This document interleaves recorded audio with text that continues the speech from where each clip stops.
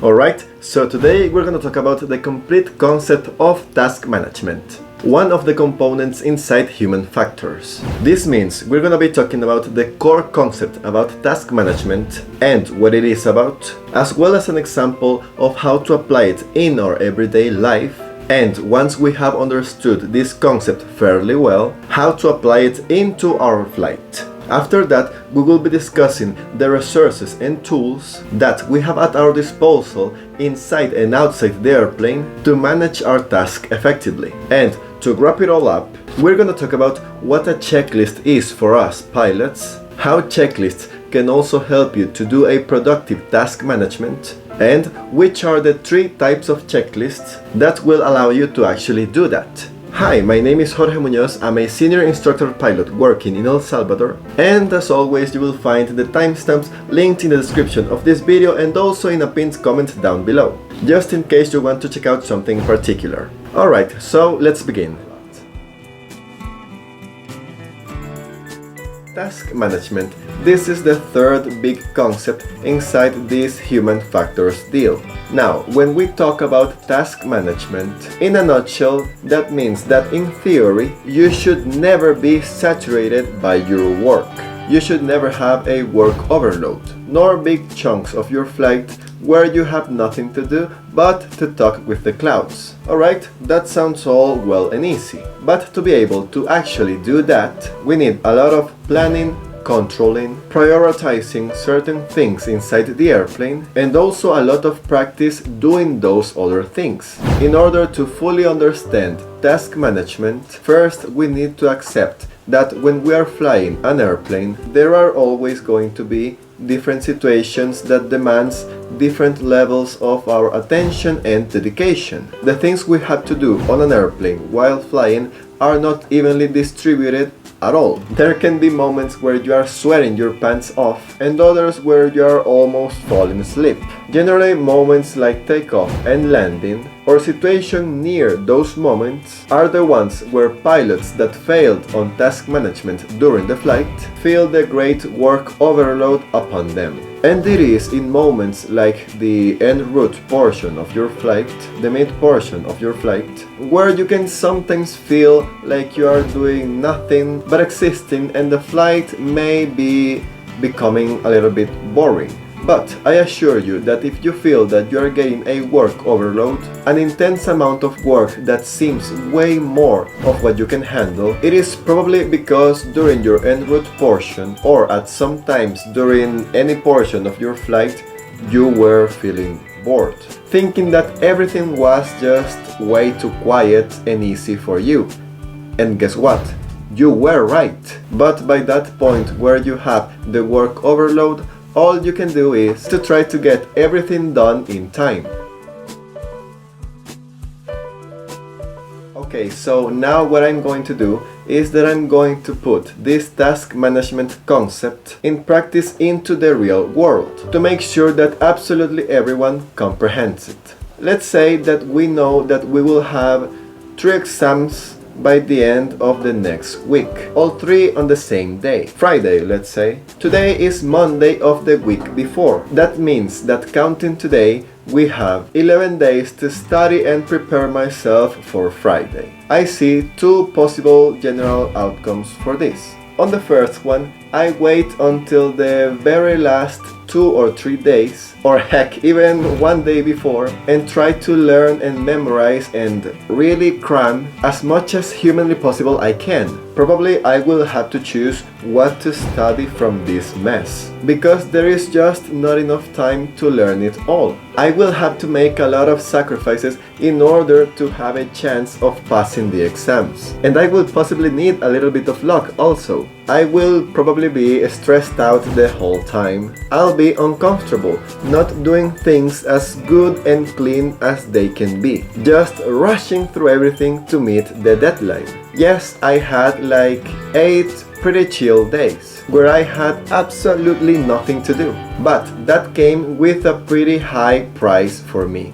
The second possibly outcome for me will be, as I have 11 days to prepare myself for 3 exams, I will dedicate 3 consecutive days to study each one of those subjects. And I will be using those final 2 days to revise things that I feel that I have not quite understood yet. Things that I already know about, but I am not quite comfortable with them yet. Maybe now I won't have any day where I can say that it was like a vacation for me, but I will be able to say that there were not heavy or crushing moments at all, and on top of that, I felt stress-free during all those 11 days. Oh, by the way, my results were the same or probably even higher than the other version of me. Let's rewind. In the first outcome, I didn't plan nor prioritize my tasks. I just had to cut short some of them because I was too fixated in doing other ones. And I ended up with a great work overload. But on the second scenario, I did manage everything very smoothly with my time and the number of exams or tasks that I had to do. And because of that, I was able to have a better overall experience and result. I planned ahead and compensated for what could have been periods of high workload by putting that work into periods of low workload. A very simple idea, but a very productive one. Now that we all understand the concept of task management, what can we do during a real flight to distribute this workload? Well, every time that you feel that you are having free moments in your flight, check on your radio that you have the correct frequencies and the ones that you're going to use in the near future. You can also organize the charts that you're going to use in the order that you're going to use them. Configure what you can in your airplane. That means setting up your desired or needed airspeed, having your flaps on the adequate configuration, planning what's the next thing that you're going to need from the control tower, what are you going to tell them, planning where are you going to be 5 minutes from now, at which altitude do you have to go next. There just are so many things that you can plan before time. Even planning how and at which moment you are going to start leaving your en route portion in order to approach the airport that you are trying to land. The main point of task management is for you to leave just the things that you are forced to do until that very moment. Like just having to push one button in order to change frequencies, instead of first having to search for that frequency and then changing it. Just so you know, this is a complete video about task management. If you're feeling tired and you prefer some more bite-sized videos, then you should check out the playlist in the description below this video or on your screen right now. Now let's continue with the resources and tools that will help you to do task management effectively during your flight. Alright, now that we clearly understand what task management is for us, and we have not even a sliver of doubt about it, let's talk about the tools that you have at your disposal to manage your tasks. These resources can give you valuable information, but only if you know which are they and how they can help you. Usually these sources are divided into 2 broad categories: external resources and internal resources. For the external ones, we have the air traffic controllers, maintenance technicians, and flight service briefers. Now, this category, to be honest, at least for me, is not that important, so we're not gonna dive so deep into it. But just so you have an idea, for example, an air traffic controller can help you with your task management by letting you know how many minutes you will still have to remain in the holding pattern before resuming your flight, telling you how many other traffics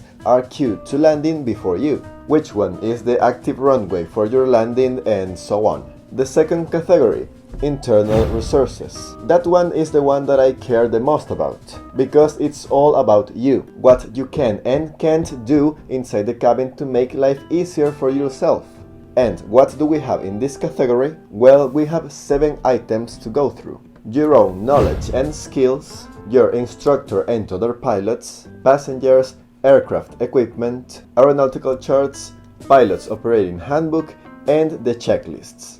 The first one, your own knowledge and skills.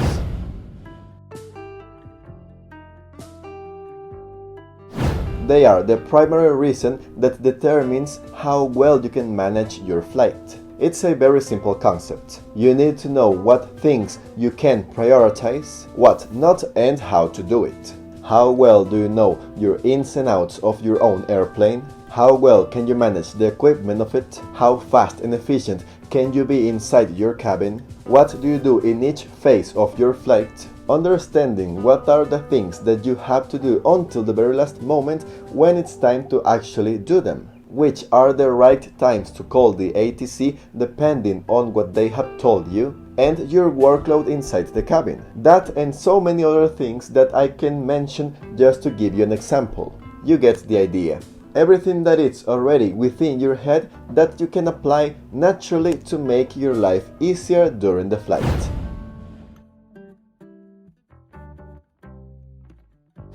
The second one, if you are not alone inside the cabin, then why not make use of the other pilots alongside you? Know this, no matter how much you study, there is just about no one that can know absolutely everything about aviation. No one, and I mean no one, can learn all there is to weather, nor aerodynamics, IFR procedures, emergencies, and whatnot. Maybe they know things that you don't, and vice versa. Help each other out, that's the whole point. Resolve the chores together if you have the opportunity to do so. And as I just said, no one can learn all there is to it about aviation. But you can try, or if you want to become an outstanding private pilot, you are curious and you want to prepare yourself in the best possible way for all the tests to come, or even if you are an advanced pilot that wants to remember and perfect the basis of the VFR world, or you want to start your private pilot training with a heads up over the others, I highly recommend you should check out my book Essential Knowledge for Private Pilot. You will find the link of the book in the description of this video. It is an Amazon Kindle exclusive. This book uses the two most effective study techniques in the whole world, which are active recall and spaced repetition, and it applies them into aviation. So if that sounds good to you, then please go check out the book down below. It is available in English as well in Spanish. Remember, you shouldn't be studying hard, you should be studying effectively, and with this book you can do just that. And that's it. Continuing with the video, continuing with the third one, passengers.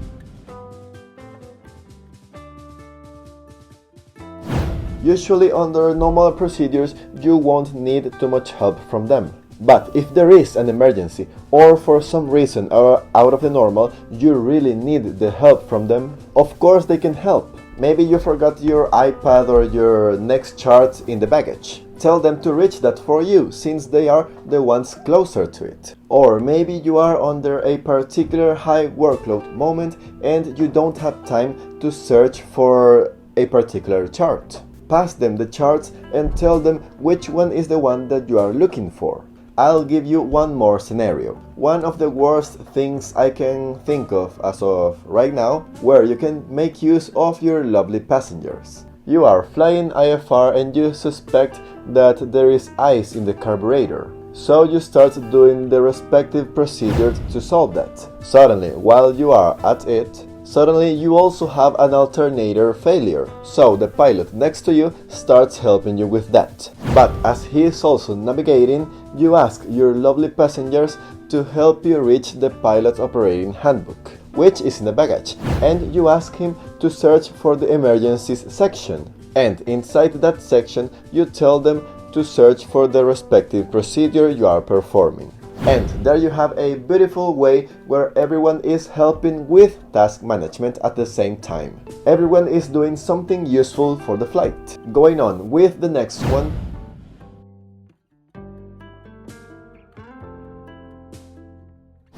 Again, you just have to know what you are flying with in order to be able to manage your task effectively. You need to be proficient with your equipment. There is no way to sugarcoat this. If you are not familiarized with your own equipment, there is no way you can make task management work smoothly. You will just get lost at every step inside the cabin and get eaten by the time.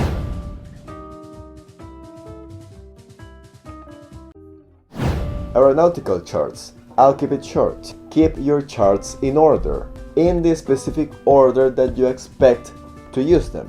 You know the plan for your own flight. So organize your charts in order to help you run your flight plan without any friction.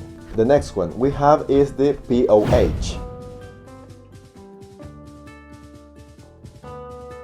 Again, just like having your charts always in hand, always keep your manual of the airplane where you can easily reach it, not in the baggage. If you have someone at your side, then make them look the thing that you are looking for, while you do other things like talking to the tower and stuff. And number 7, checklists.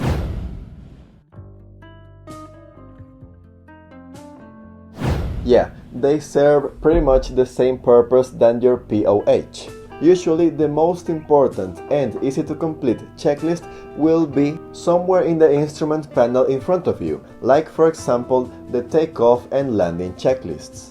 Complete the checklists that you can as soon as you can. If you think about it, we can say that this task management concept is about reducing as much as you can the amount of minutes and even seconds that takes us to complete something, to manage our tasks so that the flight can go with as little as friction as possible. Now we are heading to the last part of this video, where we will talk about what is a checklist, how it can help us to do our task management, and which are the types of checklists that we will find.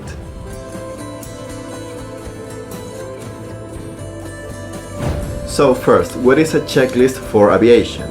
Well, to be quite honest with you, it's very similar to the checklists that we use in our everyday life. You know, to go shopping or just to plan out our day.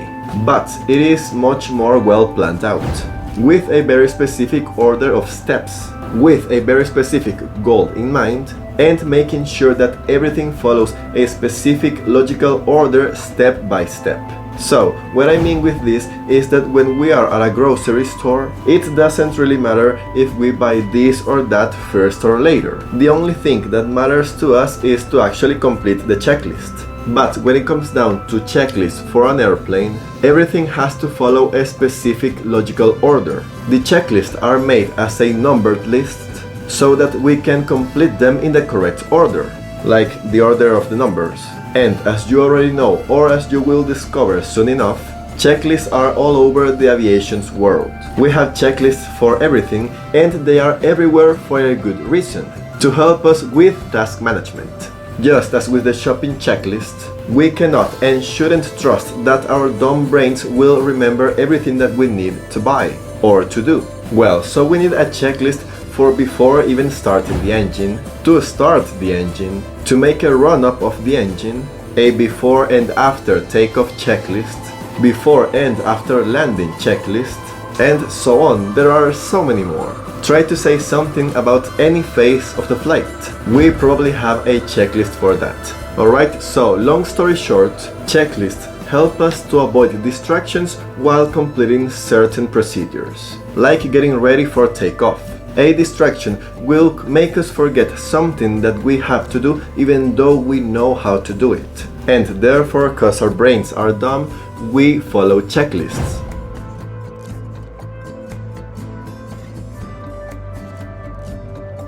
So now, secondly, what type of checklist will we have as a resource to manage our tasks? Well, there are 3, but the ones that will really help us with this task management are actually only 2, and they are the do list checklist and the flow pattern checklists. The third one is the emergency checklists, but we will talk about them later. Let's start with the do list checklists.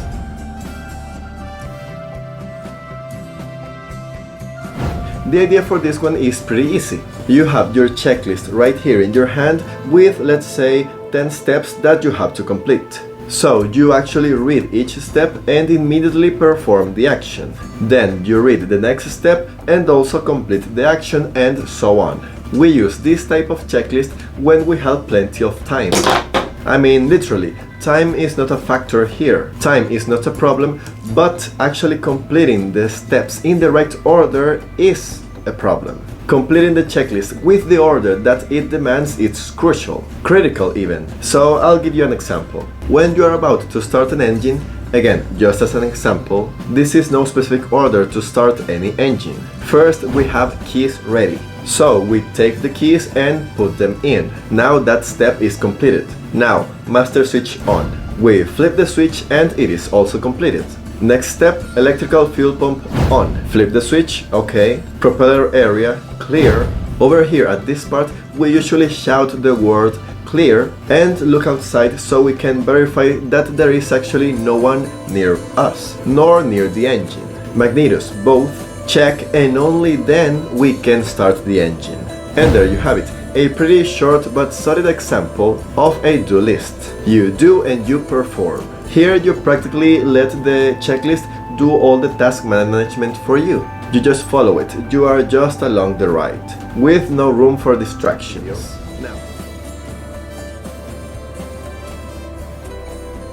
Now let's talk about the flow pattern checklist. The mentality with this type of checklist is basically to go with the flow inside the cockpit, all around the cockpit. A flow pattern guides to you throughout the cockpit, but with a logical order, from step to step. You'll notice that this type of checklist usually moves you from the left all the way to the right, or from the right all the way to the left, inside the cockpit. After all, it is a flow. It is actually supposed to feel natural, and if you stopped for a moment to think about it, you'll notice that what you're doing is something that actually comes with logic. It should feel really natural to your understanding of the airplane and the situation you are in. Of course, to do this in the right way, you need a good basis. It cannot be some random dude that happens to be next to you in the airplane and that doesn't know squat about airplanes. It doesn't work that way. The big difference between these two types of checklists is that for this one, you actually complete the flow pattern first before ever going back to check the checklists. Because order is not as crucial as with the do list checklists. As long as you, well, actually complete the flow pattern, and of course, after completing the flow, you go back to the checklist and make sure that you have accomplished every item on the checklist. We want to use this type of checklist when the order of the items to perform is not critical, but maybe the time can be. So that is what we prioritize.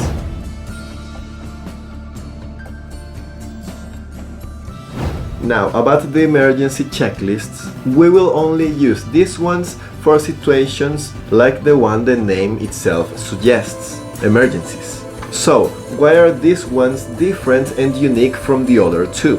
Because an emergency checklist can have few or many items according to the type of emergency that you have to complete, from memory 100%. For the most part, on an emergency, I mean a real emergency, you won't have time to refer to the checklist. So it has to be as fast and as perfect as it can be.